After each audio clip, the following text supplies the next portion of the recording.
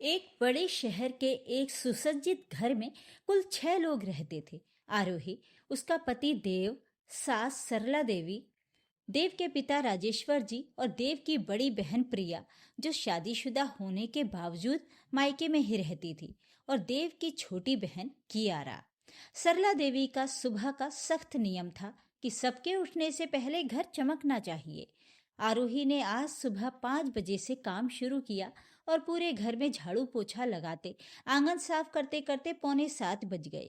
उसने एक गहरी सांस ली और रसोई की ओर बढ़ गई।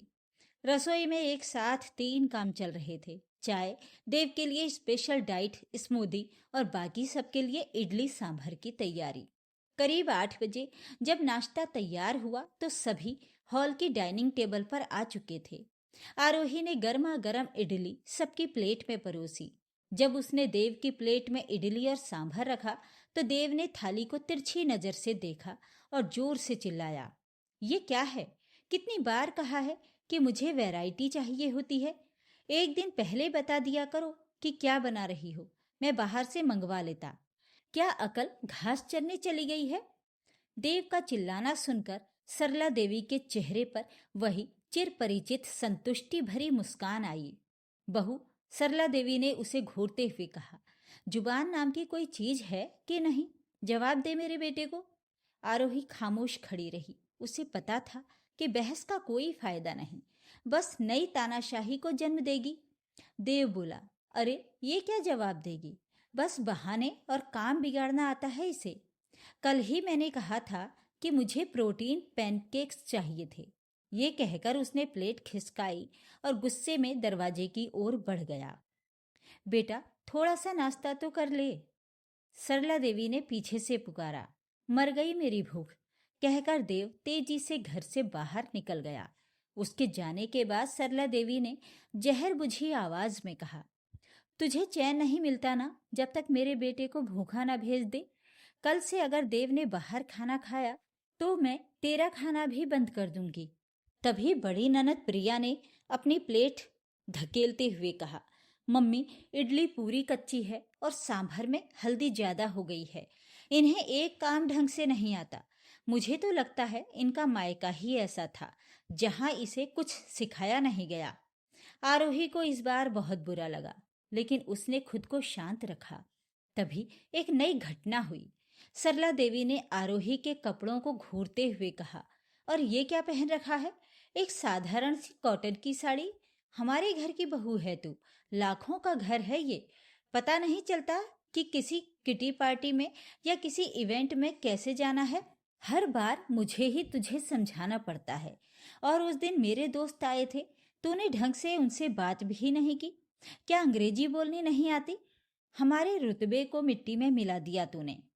आरोही का मन किया कि वो चीख कर बताए कि वो गणित की टॉपर स्टूडेंट रही है।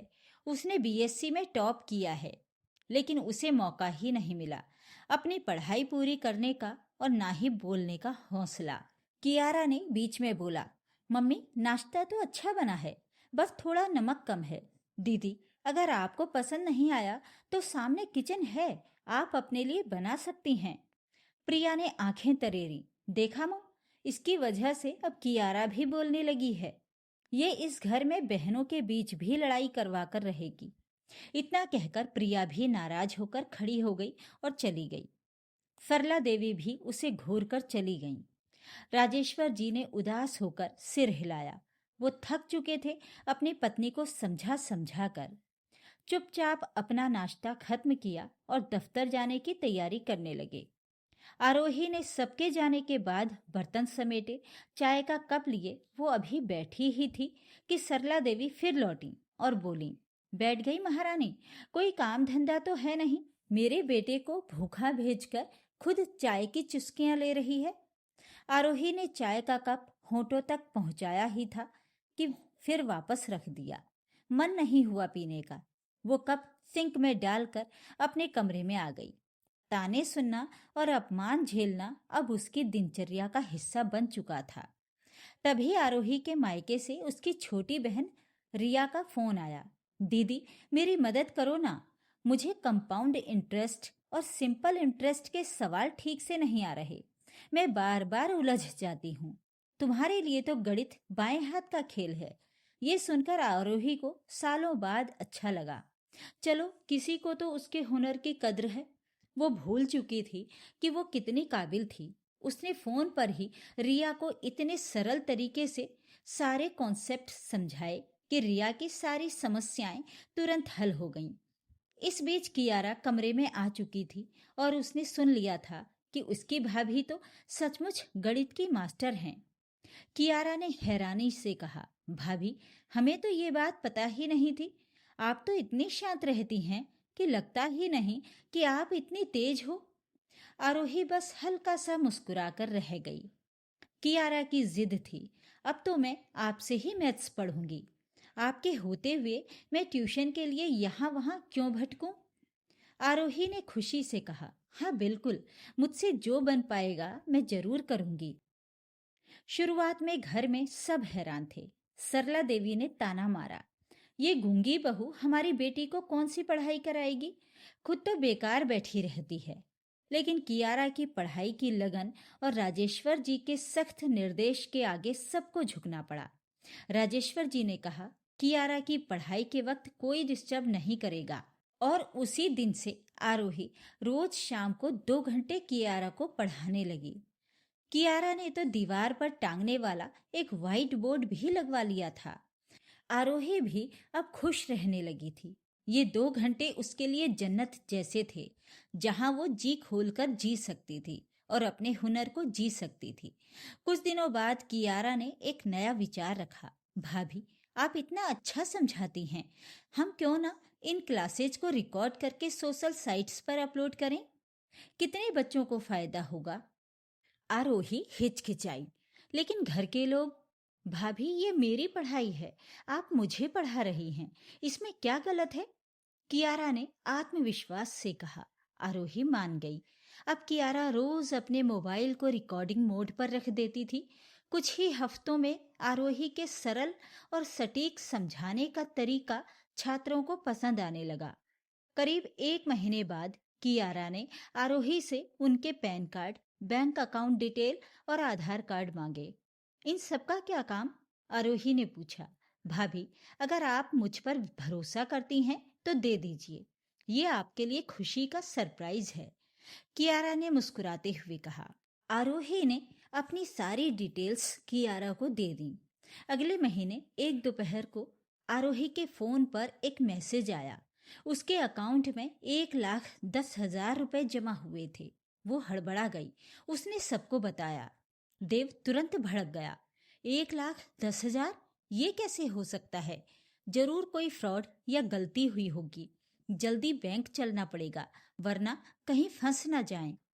सरला देवी और प्रिया ने एक दूसरे को देखा और ताना मारा, इस मनहूस को सैलरी कौन देगा? काम बिगाड़ने के अलावा इसे आता भी क्या है?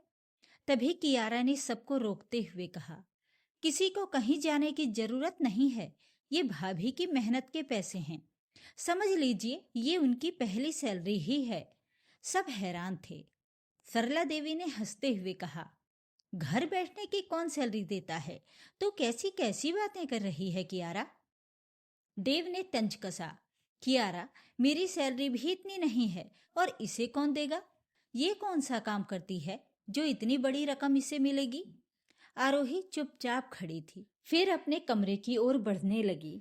कियारा ने तुरंत उसका हाथ पकड़कर रोका और जोर से कहा, भाभी, जो लोग आपकी बराबरी नहीं कर सकते वे आपको नीचा दिखाने के लिए मजाक तो उड़ाएंगे ही। आपकी 1 महीने की कमाई इस घर में कई लोगों की सैलरी से कहीं ज्यादा है।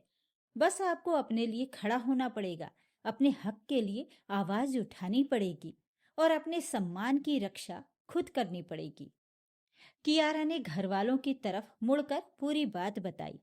भाभी गणित की मास्टर हैं। मैं जो रोज 2 घंटे इनसे पढ़ती थी उसे मैं सोशल साइट्स पर अपलोड करती थी। छात्रों को भाभी का तरीका बहुत पसंद आया और उनका ऑनलाइन ट्यूशन चैनल अब अच्छा खासा चल रहा है। ये पैसा उस चैनल की पहली पेमेंट है। तो उम्मीद है कि भाभी के अकाउंट में 1,10,000 रुपए कहाँ से आए हैं, ये बात आप सबको क्लियर हो गई होगी। एक महीने में भाभी ने इतनी बड़ी रकम कमाकर दिखा दी। ये खुलासा सुनकर घर में सन्नाटा छा गया। देव, प्रिया और सरला देव की आंखें जलने लगीं। वे नहीं चाहते थे कि उनकी बहू इतनी सफल हो, क्योंकि इससे उनका रुतबा और हुक्म खत्म हो जाता।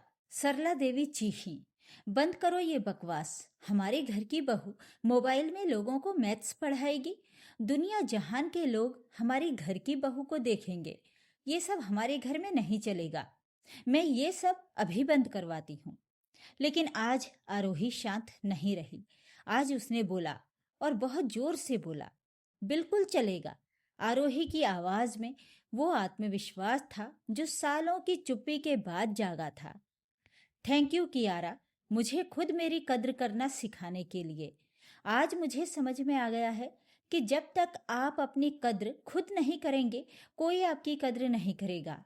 उसने सरला देवी की आंखों में देखते हुए कहा, सब लोग कान खोलकर सुन लीजिए। मेरा चैनल अब बिल्कुल प्रोफेशनल तरीके से शूट होगा और चलेगा। तभी उस पर व्यूज भी ज्यादा आएंगे और मेरी आमदनी बढ़ेगी। जिसको जो बोलना है बोलिए, मेरा काम नहीं रुकेगा। ये कहकर आरोही आत्मविश्वास के साथ अपने कमरे में चली गई। पीछे पीछे कियारा ये कहते हुए जा रही थी कि भाभी, आज तो मैं आपके हाथ का बना चॉकलेट केक खाऊंगी। आपकी कामयाबी का जश्न तो बनता ही है। बाकी लोग चुपचाप खड़े थे। प्रिया ने अपनी माँ से कहा, माँ, इस तरह से तो मैं भी घर बैठे बैठे अच्छी खासी रकम कमा सकती हूँ। इस पर राजेश्वर जी ने इस बार खामोश न रहते हुए कहा, पर बेटा, उसके लिए हुनर और मेहनत दोनों जरूरी हैं, जो तुम में नहीं है। दिन भर बैठकर हुक्म चलाने से और दूसरों का बना खाना खाने से ये सब नहीं होता। क्योंकि अपनी बड़ी बेटी की असलियत वो अच्छे से जानते थे, जो काम के डर से अपने ससुराल में नहीं रहती थी। वो जो घर में एक गिलास पानी खुद नहीं ले सकती थी, वो पैसे कमाने की बात कर रही है। खैर, राजेश्वर जी मन ही मन अपनी बहू की सफलता पर गर्व कर रहे थे और उसे बहुत आशीर्वाद दे रहे थे। देव अपनी जगह खड़ा था। वो सोच रहा था, मैं तो इसे किसी काबिल समझता ही नहीं था। मैं कितनी बड़ी गलतफहमी में जी रहा था। ये तो मुझसे भी ज्यादा कमा सकती है। आरोही ने उस दिन न सिर्फ पैसा कमाया था, बल्कि सालों बाद अपना स्वाभिमान और सम्मान भी कमाया था। ये बात बिल्कुल सच है कि जब तक आप खुद अपनी कद्र नहीं करेंगे, कोई दूसरा आपकी कद्र नहीं करेगा। इसलिए अपने साथ गलत होने पर आवाज उठाना और अपने हुनर को पहचानना बहुत जरूरी होता है।